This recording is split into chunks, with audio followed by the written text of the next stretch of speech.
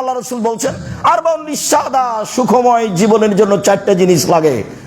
চারটা জিনিস আছে যার, সুখময় জীবন তার। সুখময় জীবন তার চারটা জিনিস আছে যার। এক, আলমারাতুস সলেহা, ভদ্র নম্র বুদ্ধিমতী নরম আচরণের স্ত্রী।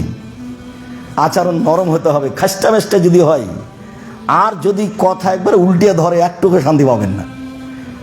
সারাদিন পরিশ্রম করে বিকেল 5টায় বাড়িতে ঢুকেছেন, ঢোকার সাথে সাথে এমন কিছু বলল যে সেটা আর মাথায় সরে না সারা রাত, পরের দিন সকালে আবার চলে গেলেন। আল মারাতুস সলেহা, মেজাজ হতে হবে নরম মহিলার,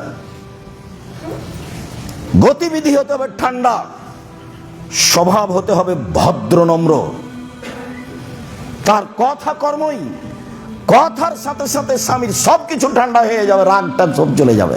ওকে ওই জন্য সৃষ্টি করা হয়েছে। আল্লাহ বলছেন যে আমি মহিলাকে সৃষ্টি করেছি তার স্বামীকে শান্তি তৃপ্তি দেওয়ার জন্য। কথা আল্লাহ বলেন। মুহাম্মদ সাল্লাল্লাহু আলাইহি ওয়াসাল্লাম বলতেন, তাও তো আপনি বলতেন যে মানুষ বলেছে। আল্লাহ বলছেন যে আমি নারীকে শান্তি তৃপ্তির জন্য সৃষ্টি করেছি। তো দুই, আল জারুস সালেহ, প্রতিবেশী ভালো যার, সুখময় জীবন তার। এক নম্বরে হলো ভালো স্ত্রী যার, সুখময় জীবন তার। দুই নম্বর, প্রতিবেশী ভালো যার, সুখময় জীবন তার। তিন, আল মারকাবুল হানি, একটা ভালো গাড়ি, সাইকেলটা চেন পড়ে না, গাড়িটা চাকা নষ্ট হয় না, উঠতেই চাকা নষ্ট হয়, মনে হয় যে গাড়িটা ছেড়ে রাস্তার গাড়িতে চলে যায়। কৃষক গাড়ি জমি চাষ শুরু করলে গরুটা শুয়ে যায়, কাজ করে না। তো আল্লাহ রাসূল বলছেন আল মারকাবুল হানি, একটা ভালো বাহন। চার, আল বাইতুল ওয়াসে, প্রশস্ত ঘর, অন্তত মেহমান যেখানে বসবে সেটা প্রশস্ত হতে হবে। কি সুবিধা!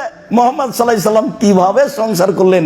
ওমর রাদিয়াল্লাহু তাআলা কুঁড়ে ঘরে বসবাস করে অর্ধ পৃথিবী পরিচালনা করলেন, তখনও বাড়ি ঘর তেমন নেই।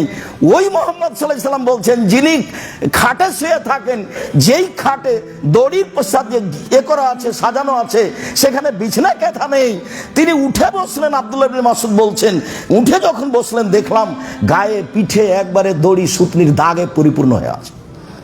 তো আমি বলছি আপনি একটু ভালো কিছু করলে হয় না? আমি আব্দুল্লাহ ইবনে মাসউদ বললাম। তখন বলছে যে ভালো কিছু করে কি করবা, এটা তো করলো ইহুদি খ্রিস্টান, তারাই তো করছে, আমরা আর কি করবো।